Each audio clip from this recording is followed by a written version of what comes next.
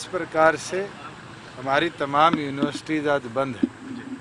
और बहुत से हमारे रिसर्च प्रोजेक्ट्स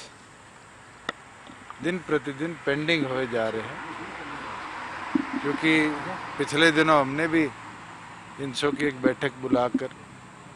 तमाम साथियों से इस पर चर्चा भी करी थी कि यूनिवर्सिटी, क्योंकि सभी यूनिवर्सिटीज़ के चांसलर महामहिम हैं, उनको कैसे फंक्शनिंग में लाया जाए उसके ऊपर चर्चा हुई है। ख़ास तौर पर जो पोस्ट ग्रेजुएट और पीएचडी करने वाले रिसर्च स्टूडेंट्स हैं, उनको वापस कैंपसेस के अंदर लाया जाए, क्योंकि अगर हमारी रिसर्च आज हिंडर करती है तो सालों की मेहनत पर पानी फिरने की बात है। मेरी एचयू के वीसी से भी इसके ऊपर चर्चा हुई थी और वाइस चांसलर से भी चर्चा हुई, क्योंकि आज इंटरनेशनल स्टूडेंट्स तो उन कैंपसेस पर बैठे हैं, मगर जो हमारे स्टूडेंट्स थे, ख़ास तौर पर जो वीट पे रिसर्च कर रहे थे, पैडी पे रिसर्च कर रहे थे, जो लाइफ स्टॉक पर रिसर्च कर रहे थे, वो अपने अपने घरों की ओर गए और उस कारण बहुत बड़ा सेटबैक आज रिसर्च को पड़ रहा है। तो महामहिम ने यही बात कही है कि वो तमाम वीसी से चर्चा कर इसके ऊपर निर्णय लेंगे कि एटलीस्ट जो हमारे डॉक्टरेट के और पोस्ट ग्रेजुएशन के स्टूडेंट्स हैं रिसर्च के, उनको कैसे वापस कैंपसेस पे लाकर रिसर्च वर्क को शुरू किया। सर, इसके अलावा यूनिवर्सिटी में एग्जाम को लेकर क्या बात थी, यूनिवर्सिटी खोलने को लेकर क्या बात थी? देखिए, उसका एक प्रॉपर प्रोग्राम प्रदेश सरकार बनाकर केंद्र को देगी और 1 जुलाई से जो अनलॉक 2 की गाइडलाइंस आएंगी उसके अनुसार ही प्रदेश में यूनिवर्सिटीज़ के उस एस्पेक्ट को खोला जाएगा। मगर ये चीज़ ज़रूर आपको विश्वास दिलाते हैं कि जिस हिसाब से कई प्रदेशों ने फैसले लिए, हरियाणा प्रदेश के अंदर भी कहीं ना कहीं हमारा जो सेमेस्टर सिस्टम है उसको हमें, क्योंकि 3 महीने की जो बंदी रही है,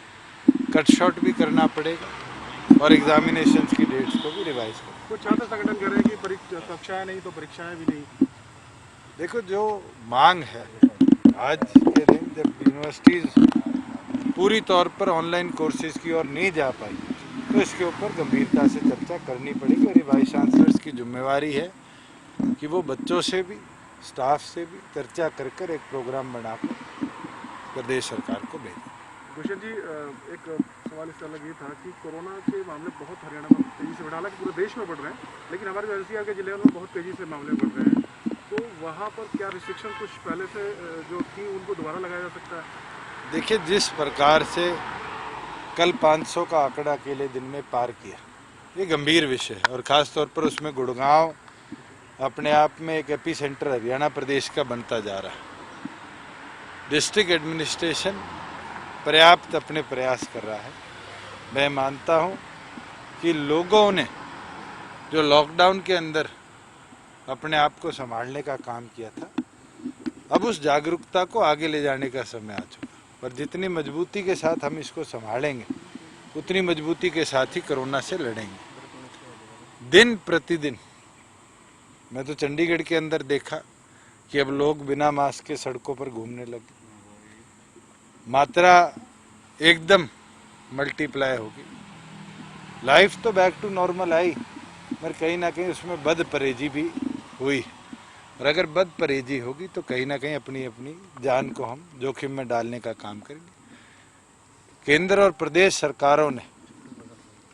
2.25 महीने के अंदर बहुत प्रयास करे हैं और मुझे लगता है उनको देखते हुए ही अब देश के नागरिकों को भी कदम अपने आप उठाने पड़े। सर, एक और पूछा जी, और कहा कि घर वापसी करेंगे, हमारे बहुत सारे लोग हमें छोड़ कर चले गए, तो क्या आप एक चीज जरूर आप सबको बता दूं कि ऐसे लोग जिनको इंडियन नेशनल लोकदल के सुप्रीमो काली भेड़ कहा करते थे, या ऐसे लोग जिनने 5 साल विधानसभा के अंदर चौधरी ओम प्रकाश चौटाला जी के लिए ऑन रिकॉर्ड अब शब्द बोलने का काम किया, विधानसभा में घुसने से लेकर बाहर जाने तक उनके साथ दुर्व्यवहार किया, आज उनको अगर संगठन में जोड़ा जा रहा है तो मैं मानता हूँ कि अपने आप में इंडियन नेशनल लोकदल अपने इतिहास को देख ले। और जहाँ जेजेपी की बात है, हमारे प्रदेश अध्यक्ष ने कल क्लियर कर दी कि संगठन का विस्तार भी होगा, बदलाव भी होंगे और आगामी चाहे वो बाई इलेक्शन हो, चाहे उसके बाद प्रदेश के अंदर और जो हमारे म्यूनसिपल इलेक्शंस की बात हो, जिला परिषद के इलेक्शंस की बात हो जो 2021 में ड्यू है, गंभीरता के साथ एक कार्यकर्ता उन कार्यों में उतर गए। आपने बाई इलेक्शन का जिक्र किया, बीजेपी पर आप कितना क्लेम करेंगे? बीजेपी किस हिस्से में है कुछ ऐसा? अगर क्लेम की बात या लड़ने की बात है तो दोनों संगठन मिलकर फैसला करेगी। मगर ऐतिहासिक तौर पर वो सीट पर, चाहे वो जनता दल हो, चाहे वो उससे पहले दमकीपा हो, चौधरी देवीलाल जी की सोच का वहाँ एक मजबूती हमें देखने को मिली है। दोनों संगठनों के इस बार बराबर वोट आए। मैं ये मानता हूँ कि हम मिलकर निर्णय करेंगे और एक अच्छा फैसला जो हरियाणा के हित में होगा वो बड़ौदा के लिए लेंगे। धन्यवाद जी।